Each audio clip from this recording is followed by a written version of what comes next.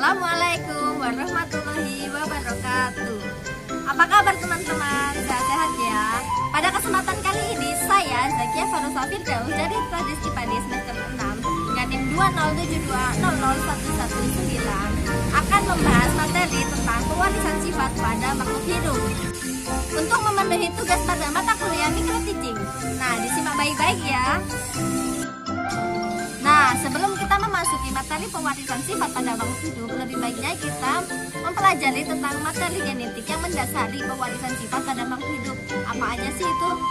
Nah, materi genetik adalah informasi yang terdapat pada setiap sel makhluk hidup yang dapat diturunkan langsung kepada keturunan berikutnya. Materi genetik tersusun atas gen, asam nukleat juga tersusun atas DNA dan RNA, serta tersusun oleh kromosom.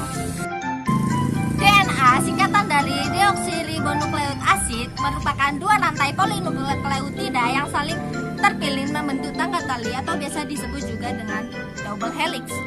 Basa nitrogen penyusun DNA terdiri dari dua macam, yaitu basa purin yang terdiri atas adenin dan guanin, sedangkan basa pirimidin terdiri atas sitosin dan timin.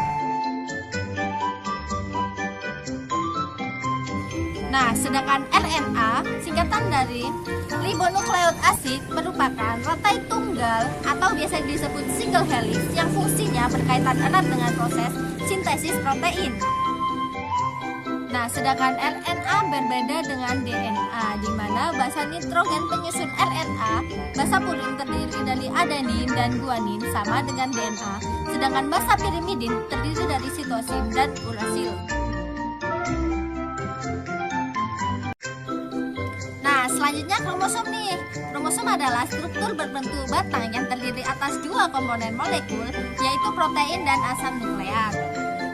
Suatu kromosom terdiri atas beberapa bagian, di antaranya adalah kromonema, kromomer, sentromer, satelit, dan telomer. Nah, lihatlah gambar di samping. Ini adalah gambar kromosom, di mana dia memiliki matriks kromomer, sentromer, telomer, satelit, dan benang kromonema. Berdasarkan letak sentromernya, kromosom dibagi menjadi beberapa bentuk. Di antaranya ada metasentrik, di mana sentromer berada di tengah, dan submetasentrik, akrosentrik, dan telosentrik. Kromosom terdiri atas dua macam, yaitu autosom dan gonosom. Nah, autosom ini adalah kromosom tubuh, di mana kromosom yang menentukan ciri-ciri tubuh. Sedangkan pada gonosom, yaitu kromosom kelamin, di mana laki-laki memiliki kromosom XY dan perempuan memiliki kromosom XX. Nah, setelah kita membahas tentang materi genetik yang mendasari pewarisan sifat pada makhluk hidup, kita menjawab pertanyaan di atas ini ya. Kenapa sifat makhluk hidup berbeda-beda? Nah, apa tuh alasannya? Jawab ya. Karena faktor genetik. Setiap manusia memiliki faktor genetik yang berbeda-beda dari beberapa keturunan yang berbeda-beda. Oke, sekarang kita akan membahas tentang pewarisan sifat pada makhluk hidup. Nah, pewarisan sifat dari induk kepada keturunannya disebut hereditalitas. Dalam cabang ilmu biologi yang khusus mempelajari tentang hereditalitas adalah genetika. Tokoh yang sangat berjasa dalam ilmu genetika yaitu Gregor Johann Mendel dari Austria, dan beliau disebut Bapak Genetika. Hukum pewarisan sifat pertama kali ditemukan oleh beliau, Mendel, dengan menggunakan tanaman Erkis Pisum sativum karena mudah melakukan penjatuhan silang, mudah didapat, mudah hidup, dapat berbuah, dapat melakukan penyerbukan sendiri, dan terdapat jenis-jenis yang memiliki sifat yang mencolok. Nah, sifat mencolok tersebut misalnya warna bunga, warna biji, warna buah, bentuk biji, sifat kulit, letak bunga, serta ukuran tinggi batang. Nah, Mendel memiliki dua hukum. Yang pertama, hukum satu Mendel. Nah, hukum satu Mendel ini biasa disebut dengan hukum segregasi, yaitu persilangan dengan satu sifat beda. Ini biasa disebut dengan monohibrid. Yang kedua, hukum dua Mendel, yaitu disebut hukum asortasi dengan pengelompokan secara bebas, yaitu persilangan dengan dua sifat yang berbeda, disebut dihibrid. Nah, sebelum kita membahas satu persatu hukum Mendel, kita harus tahu nih istilah-istilah dalam persilangan. Yang pertama ada parental. Parental ini adalah indukan, jantan, betina. Lalu yang kedua ada gamet. Yang ketiga ada F, filial, yaitu keturunan hasil persilangan, hasil dari persilangan parental, dua parental tadi. Ada F1, simbol keturunan pertama. Lalu ada dominan, yaitu sifat yang menutupi sifat resesif ditulis dengan huruf kapital. Yang kedua ada resesif, sifat yang menutupi sifat dominan, biasanya ditulis dengan huruf kecil, A kecil, A kecil. Nah, ada juga genotip, sifat tak tampak, biasanya dilambangkan dengan huruf M besar atau M besar M kecil atau M kecil M kecil. Lalu ada juga fenotip, sifat tampak, misalnya warna merah, putih, atau tinggi atau pendek. Dan ada lagi homozigot, yaitu pasangan alel sejenis, A besar atau A kecil. Dan yang terakhir heterozigot, pasangan alel tak sejenis, A besar A kecil. Nah, sekarang kita bahas yang pertama, hukum satu Mendel. Nah, hukum satu Mendel ini ada yang monohibrid dominan dan ada yang intermediate. Untuk yang pertama kita membahas persilangan monohibrid dominan. Nah, Mendel menyilangkan tanaman ercis berbatang tinggi T besar dengan tanaman ercis berbatang pendek T kecil. Nah, T besar ini bersifat dominan terhadap T kecil. Nah, untuk memperjelas teman-teman mengenai persilangan monohibrid dominan, simak video penjelasannya berikut ini. Untuk memahami tentang hukum satu Mendel yang bagian monohibrid dominan, ada ilustrasi sebagai berikut. Mendel menyilangkan tanaman ercis berbatang tinggi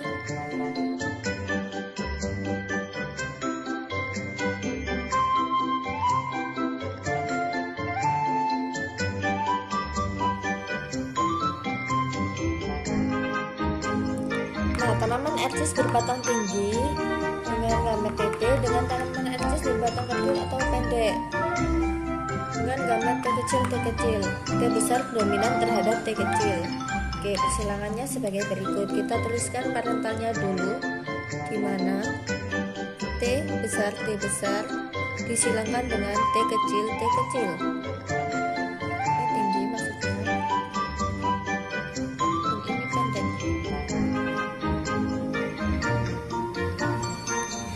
T kecil dan T besar ini disebut genotip homozigot.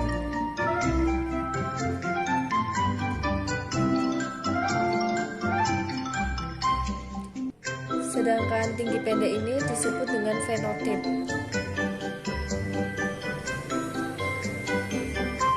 Lalu setelah kita menulis parentalnya, kita tulis gametnya nih. Gametnya apa saja sih? Gametnya adalah T besar dan T besar serta T kecil dan T kecil. Nah, untuk mencari F1-nya kita silangkan nih. Persilangannya T besar kita gabungkan dengan T kecil di sini. Lalu di sini T besar juga disilangkan dengan T kecil yang ada di sini. Hasilnya F1 adalah T besar T kecil untuk yang ini serta T besar dan T kecil untuk yang ini. Lalu setelah kita menemukan F1, T besar T kecil dan T besar T kecil, kita bisa mengambil parental lagi P2 dari hasil persilangan tersebut, di mana T besar T kecil disilangkan dengan T besar T kecil. Gametnya tentu saja T besar dan T kecil dan T besar dan T kecil. Ini turunan dari ini ya. Lalu kita akan menulis F2-nya di sini ya. F2 menggunakan kotak runet.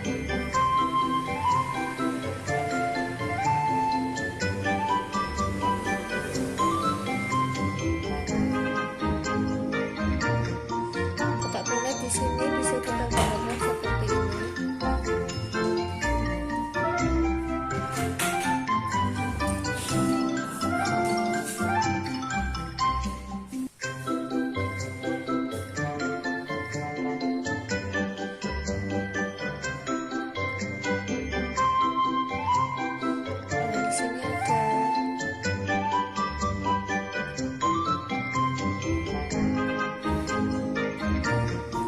masukkan dari gamet betina di sini, T besar dan T kecil kita masukkan ke sini, dan untuk jantannya kita masukkan ke sini, T besar dan T kecil.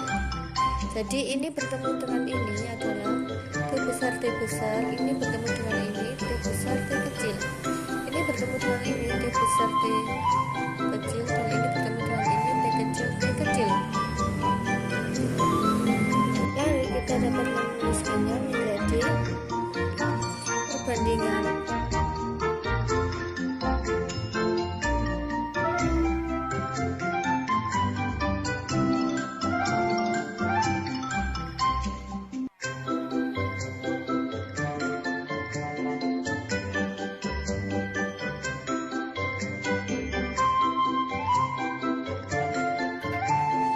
Nah, kita bisa melihat perbandingannya dari genotip pada F2 yaitu T besar banding T besar T kecil banding T kecil dan T kecil. Lalu untuk fenotipnya sendiri yaitu tinggi, pendek. T besar T kecil ini termasuk tinggi. Kenapa? Karena kita membahas hukum satu Mendel yang monohibrid dominan. Jadi T besar dominan terhadap T kecil.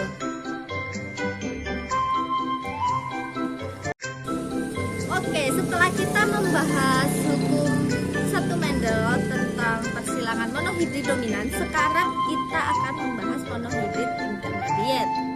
Nah, Mendel pernah menyilangkan tanaman bunga pukul 4 Melabis jalapa berbunga merah M besar dengan berbunga putih M kecil. Ternyata seluruh keturunan pertamanya F berbunga merah muda M besar M kecil. Nah, merah muda ini bersifat intermediate. Hal ini menunjukkan M besar mendominasi tidak sempurna atau kodomian terhadap M kecil. Nah, bagaimana hasil keturunan kedua F2 dari persilangan intermediate ini? Simak penjelasan berikut ini. Nah, untuk yang kedua merupakan persilangan monohibrid intermediate. Pertama-tama kita tuliskan parentalnya dulu nih. Parentalnya adalah M besar yaitu merah. Untuk M kecil adalah putih. Lalu gametnya adalah M besar dan M kecil. Karena sama-sama homozigot, jadi kita tuliskan satu-satu. Nah, setelah itu kita tentukan F1-nya melalui kedua gamet ini yaitu M besar dan M kecil menjadi merah muda. Nah, kenapa ini menjadi merah muda? Karena ini merupakan persilangan monohibrid intermediate. Hal ini menunjukkan M besar mendominasi tidak sempurna atau kodominan terhadap M kecil. Jadi hasilnya percampuran antara jantan satu dan betina satu. Lalu kita hasilkan keduanya sebagai berikut: M besar M kecil dan M besar M kecil, merah muda ya kan, karena ini adalah intermediate, ingat. Nah, kita lihat gametnya M besar dan M kecil, M besar dan M kecil sama. Kita menggunakan kotak Punnett sebagai berikut, dimana M besar M kecil, M besar M kecil. Nah, dari sini kita bisa melihat M besar berwarna merah, M kecil M besar berwarna merah muda, M kecil M besar berwarna merah muda, dan M kecil berwarna putih. Nah, di sini perbedaannya dengan monohibrid dominan, yaitu pada monohibrid dominan jika M besar M kecil ini bertemu maka warnanya tetap merah. Di sini juga merah, sedangkan pada intermediate warnanya akan bercampur menjadi satu karena M besar kodominan terhadap M kecil. Jadi warnanya bercampur antara merah dan putih menjadi merah muda. Nah, kita bisa membandingkan rasio genotip pada F2-nya M besar sejumlah 1, M besar M kecil sejumlah 2, dan M kecil sejumlah 1. Untuk rasio fenotip pada F2 yaitu merah, merah muda, dan putih. Untuk merahnya 1, merah muda 2, dan putihnya 1. Kenapa merah muda ini tidak masuk ke dalam merah? Karena ini termasuk persilangan monohibrid intermediate. Untuk melihat presentasi tanaman Mirabilis jalapa bunga merah yaitu 1/4 dikali 100% sama dengan 25%. Nah, ini dari mana 1/4? Bunga merah hanya 1, sedangkan total dari jumlah keseluruhan ada 1 ditambah 2 ditambah 1 yaitu 4. Nah, untuk presentasi tanaman mirabilis jalapa bunga merah muda 2/4 sama diperoleh dari merah muda per jumlah total semua dikali 100%, hasilnya 50%. Nah, untuk presentasi tanaman mirabilis jalapa berbunga putih 1/4 dikali 100% sama dengan 25%. 1/4 ini diperoleh dari bunga putih yang hanya satu dari keseluruhan jumlahnya adalah 4. Bahasan tentang hukum suatu Mendel telah selesai kita bahas. Sekarang kita akan membahas tentang hukum 2 Mendel, bisa disebut persilangan dihibrid. Nah, Mendel juga pernah melakukan persilangan dihibrid. Tanaman ercis berbatang tinggi bunga ungu disilangkan dengan tanaman ercis berbatang pendek bunga putih. Semua F1-nya tanaman ercis batang tinggi bunga ungu. Setelah itu F1 disilangkan dengan sesamanya sehingga rasio genotip F2-nya sebagai berikut. Nah, untuk menambah pemahaman kalian tentang hukum 2 Mendel, simak penjelasan berikut ini.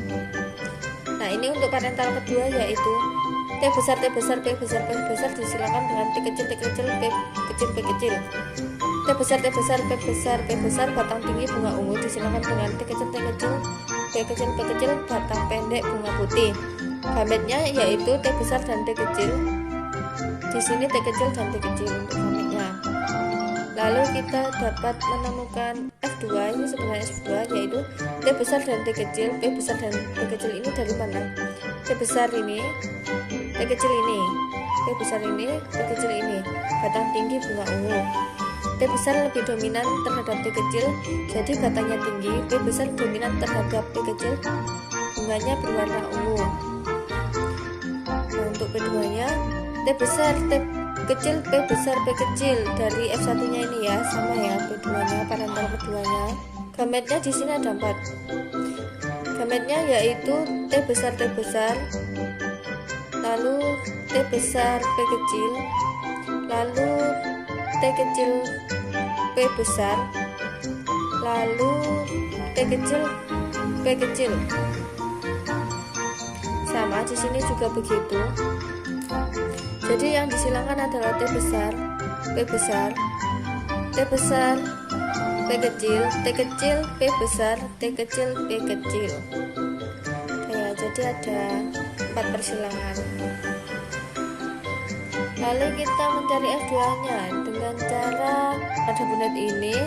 Semua gamet ini kita masukkan ke masing-masing kolom.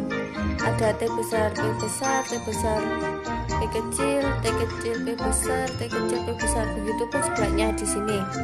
Nah, bisa kita dapat dari sini adalah T besar, T besar, P besar, P besar. Batang tinggi bunga ungu. Yang di sini T besar, T besar, T besar, P besar, P kecil. Batang tinggi bunga ungu. Ini tetap ungu karena P-nya masih ada 1 P yang besar. Untuk sebelah sini T kecil, T besar, P besar, P besar. Di sini masih batang tinggi bunga ungu karena kenapa batangnya tinggi? Karena di sini masih ada T besar. T besar dominan terhadap T kecil. Di sini T kecil, P kecil. Dan di sini T besar, P besar. Hasilnya T besar, T kecil, P besar, P kecil.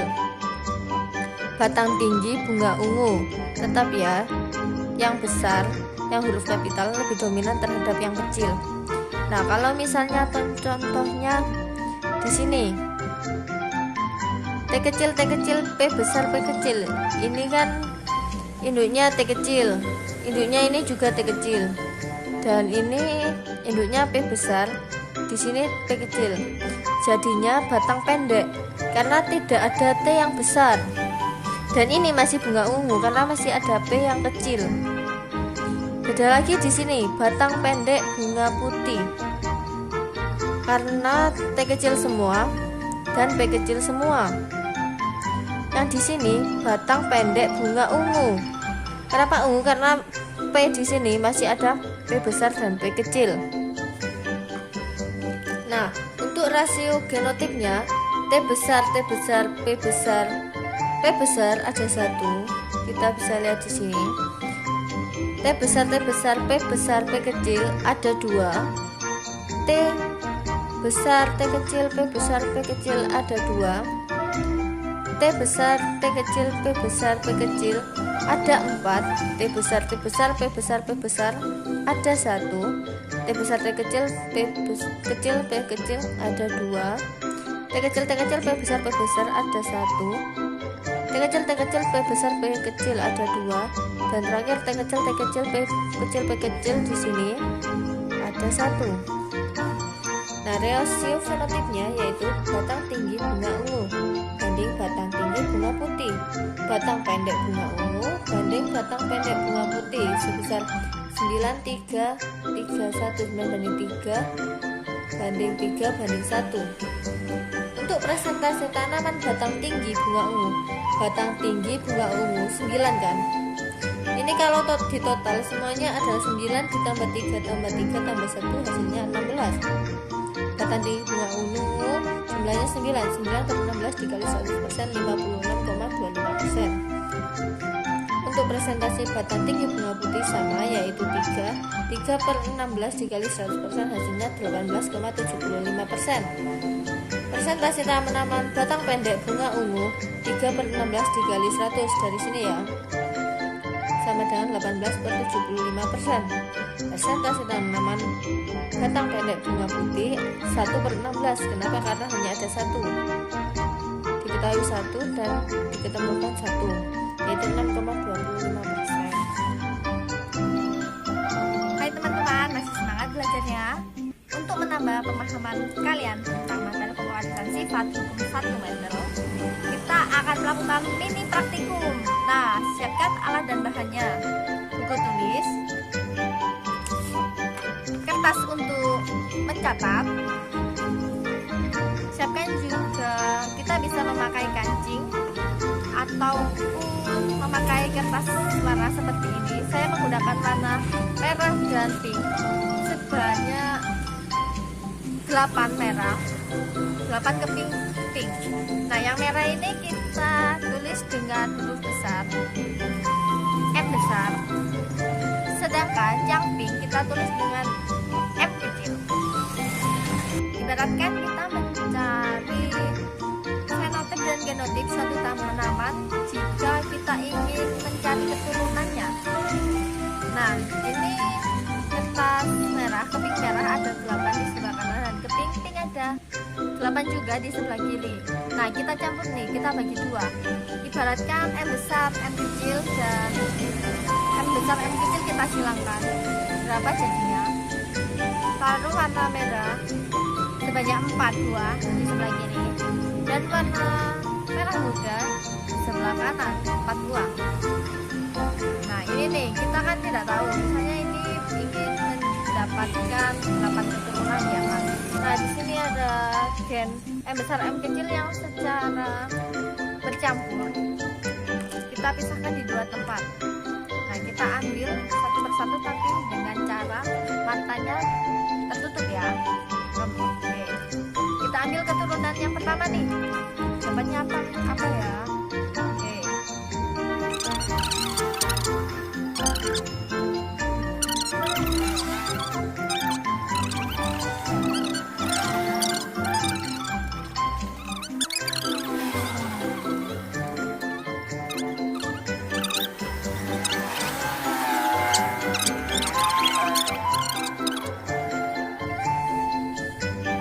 Oke, setelah kita susun keturunan pertama, kedua, ketiga, keempat, kelima, keenam, ketujuh, dan ke-8, kita mendapatkan hasil nih.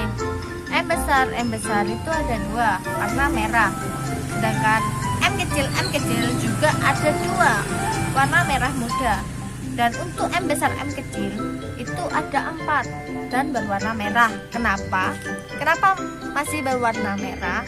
Karena ini persilangan monohibrid dominan, jadi M besar lebih dominan terhadap M kecil. Oleh karena itu keturunan ini disebut warna merah. Nah, hasil dari percobaan pasangan gen ini yang paling banyak muncul yaitu M besar dan M kecil. Nah, M besar M kecil ini disebut sebagai Genotip heterozigot. Alhamdulillah kita telah selesai mempelajari tentang pewarisan sifat pada makhluk hidup. Yaitu kita tadi sudah membahas tentang hukum 1 Mendel dan hukum 2 Mendel. Dan kita juga sudah melakukan mini praktikum. Nah, untuk teman-teman yang kurang mengerti bisa menghubungi saya. Nah, sekian dari saya, semoga ilmunya bermanfaat. Terima kasih. Wassalamualaikum warahmatullahi wabarakatuh.